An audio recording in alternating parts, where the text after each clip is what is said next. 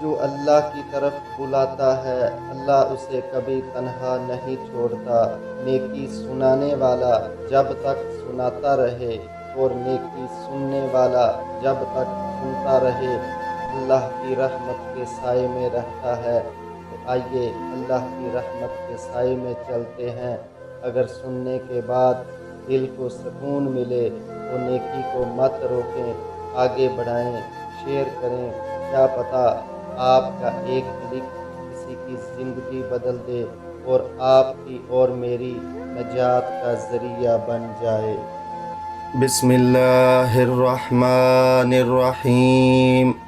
اللہ پاک دے ناں تو شروع کریے جن دے ناں وچ برکتاں ساریاں نے، اسے ناں ہی نار گلزار کیتی، اسے ناں ہی ڈبیاں تاریاں نے۔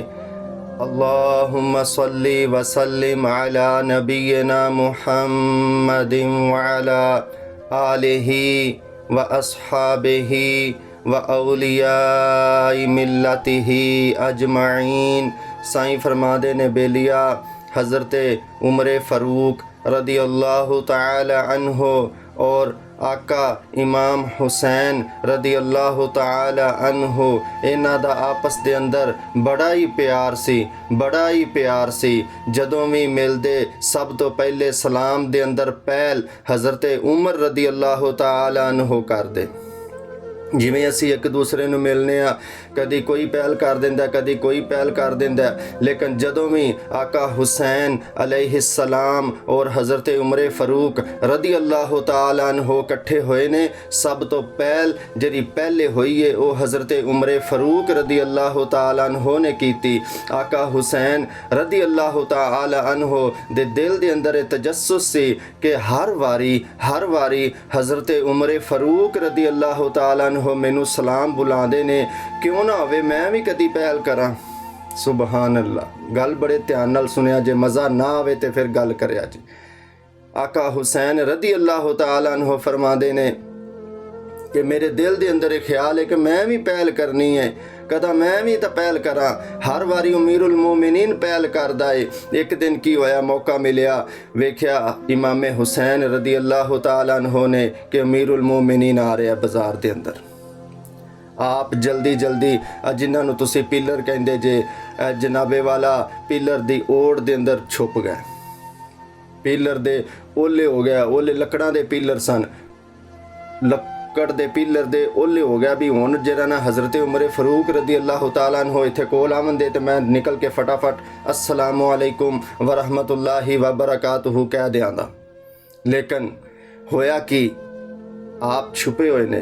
حضرت عمر رضی اللہ تعالیٰ عنہ آئے، جویں ہی قریب پہنچن لگے پیڑ دے او جڑا پلر بنیا ہویا سی لکڑ دا، تے امیر المومنین حضرت عمر فاروق رضی اللہ تعالیٰ عنہ فرمان لگے السلام علیکم ورحمۃ اللہ وبرکاتہ یا حسین۔ سبحان اللہ۔ امام حسین رضی اللہ تعالیٰ عنہ بڑے پریشان ہوئے نکلے، وعلیکم السلام ورحمۃ اللہ وبرکاتہ یا امیر المومنین۔ تسی مینوں اے دسو، مینوں حیرانگی ہے کہ میں چھپیا ہویا ساں، میں چھپ کے اج پہل کرنا چاہندا ساں لیکن تساں پہلے پہل کر دتی۔ امیر المومنین مسکرا پے، فرمان لگے اے حسین، او تیرا صرف چہرہ تے نبی والا نہیں، او تیرا صرف چہرہ ہی نبی والا نہیں ہے حسین، تیری خوشبو بھی میرے آقا ورگی ہے۔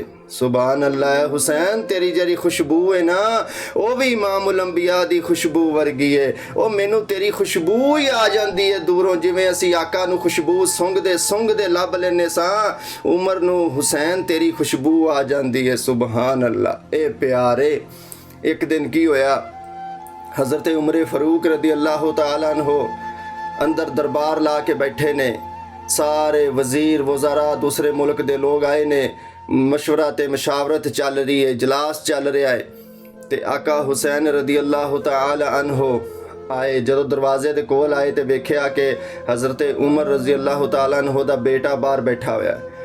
پوچھیا ہاں بھائی تو باہر بیٹھا ہے؟ وہ کہنے لگا جی اندر بڑی اہم میٹنگ چل رہی ہے، بابا جان میٹنگ فرما رہے نے، اندر وزراء بیٹھے نے، دوسرے ملک دے سفیر بادشاہ آئے بیٹھے نے، تے مینوں اجازت نہیں ملی اندر جان دی۔ ਤੇ ਆਕਾ ਹੁਸੈਨ ਰਜ਼ੀ ਅੱਲਾਹੁ ਤਾਲਾ ਨੂੰ ਸੋਚਿਆ ਵੀ ਜੇ ਉਹਦੇ ਬੇਟੇ ਨੂੰ ਇਜਾਜ਼ਤ ਨਹੀਂ ਮਿਲੀ, ਜਿਹੜਾ ਸੱਕਾ ਬੇਟਾ, ਮੈਨੂੰ ਕਿਵੇਂ ਇਜਾਜ਼ਤ ਮਿਲੇਗੀ। ਆਪ ਵੀ ਉਹਦੇ ਨਾਲ ਬਹਿ ਗਏ, ਉੱਥੇ ਉਹਦੇ ਨਾਲ ਹੀ ਬਹਿ ਗਿਆ ਕਿ ਚਲੋ ਠੀਕ ਹੈ, ਫਿਰ ਇਕੱਠੇ ਜਾਣ ਦੇ ਅੰਦਰ। ਥੋੜੀ ਦੇਰ ਜਦੋਂ ਗੁਜ਼ਰੀ, ਅਜਲਾਸ ਜਦੋਂ ਮੁਲਤਵੀ ਹੋਇਆ ਤੇ ਅੰਦਰ ਜਦੋਂ ਗਏ, ਆਪ ਦਾ ਬੇਟਾ ਤੇ ਆਕਾ ਹੁਸੈਨ ਰਜ਼ੀ ਅੱਲਾਹੁ ਤਾਲਾ ਅਨਹੂ ਤੇ ਹਜ਼ਰਤ ਉਮਰ ਫਾਰੂਕ ਰਜ਼ੀ ਅੱਲਾਹੁ ਤਾਲਾ ਅਨਹੂ ਜਦੋਂ ਹੁਸੈਨ ਨੂੰ ਦੇਖਿਆ ਤੇ ਉੱਠ ਕੇ ਖੜੇ ਹੋ ਗਏ। ਸੁਬਹਾਨ ਅੱਲਾ, ਜਦੋਂ ਵੇਖਿਆ ਤੇ ਉੱਠ ਕੇ ਖੜੇ ਹੋ ਗਏ। ਔਰ ਦੱਸੋ ਮੈਨੂੰ, ਹਜ਼ਰਤ ਉਮਰ ਫਾਰੂਕ ਰਜ਼ੀ ਅੱਲਾਹੁ ਤਾਲਾ ਅਨਹੂ ਆਪਣੇ ਬੇਟੇ ਦੀ ਵਜ੍ਹਾ ਤੋਂ ਉੱਠਿਆ ਹੈ ਜਾਂ ਹੁਸੈਨ ਰਜ਼ੀ ਅੱਲਾਹੁ ਤਾਲਾ ਅਨਹੂ ਦੀ ਵਜ੍ਹਾ ਤੋਂ ਉੱਠਿਆ? ਸੁਬਹਾਨ ਅੱਲਾ। ਹਜ਼ਰਤ ਉਮਰ ਫਾਰੂਕ ਰਜ਼ੀ ਅੱਲਾਹੁ ਤਾਲਾ ਅਨਹੂ ਪੁੱਛਿਆ, ਕਦੋਂ ਦੇ ਆਏ ਹੋ, ਕਿੰਨੀ ਦੇਰ ਹੋ ਗਈ ਹੈ? ਤੇ ਆਪ ਨੇ ਫਰਮਾਇਆ, ਮੈਨੂੰ ਵਾਹਵਾ ਦੇਰ ਹੋ ਗਈ ਹੈ ਤੇ ਮੈਂ ਅੰਦਰ ਨਹੀਂ ਆਇਆ।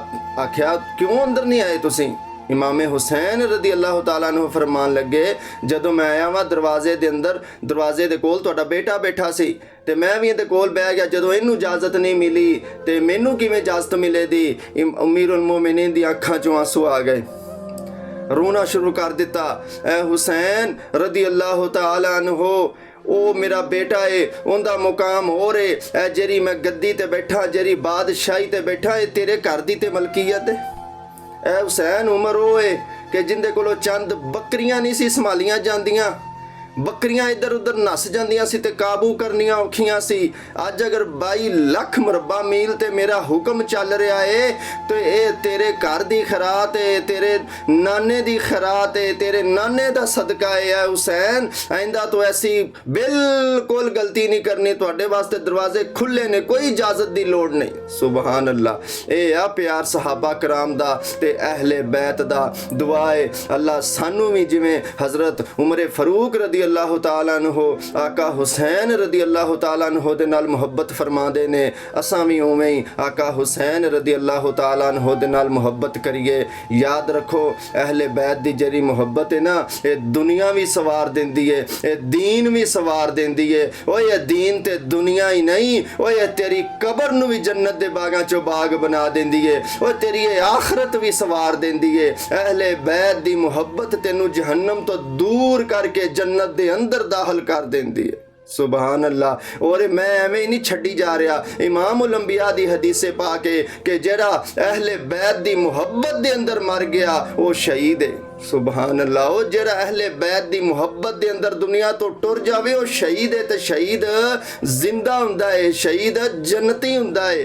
ਦੁਆ ਹੈ ਅੱਲਾ ਸਾਨੂੰ ਅਹਿਲੇ ਬੈਤ ਦੀ ਮੁਹੱਬਤ ਅਤਾ ਫਰਮਾਏ। अस्सलामु अलैकुम वरहमतुल्लाहि वबरकातुहू।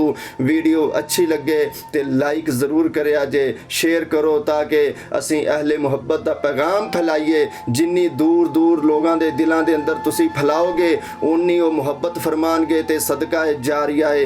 अल्लाह तुहाडे ते मेरे ते राज़ी होवे ते अल्लाह सानू अमल दी तौफीक अता फरमाए। ते जेरे दोस्त नवे ने वो फटाफट सबसक्राइब कर लो। इंशाअल्लाह दीन दियां गल्लां, इस्लाही गल्लां इंशाअल्लाह तुहाडे भरावां तिकर तुहाडा भरा पहुंचादा रहेगा जिन्नी देर जिंदगी है। इजाज़त दिओ। अस्सलामु अलैकुम वरहमतुल्लाहि वबरकातुहू।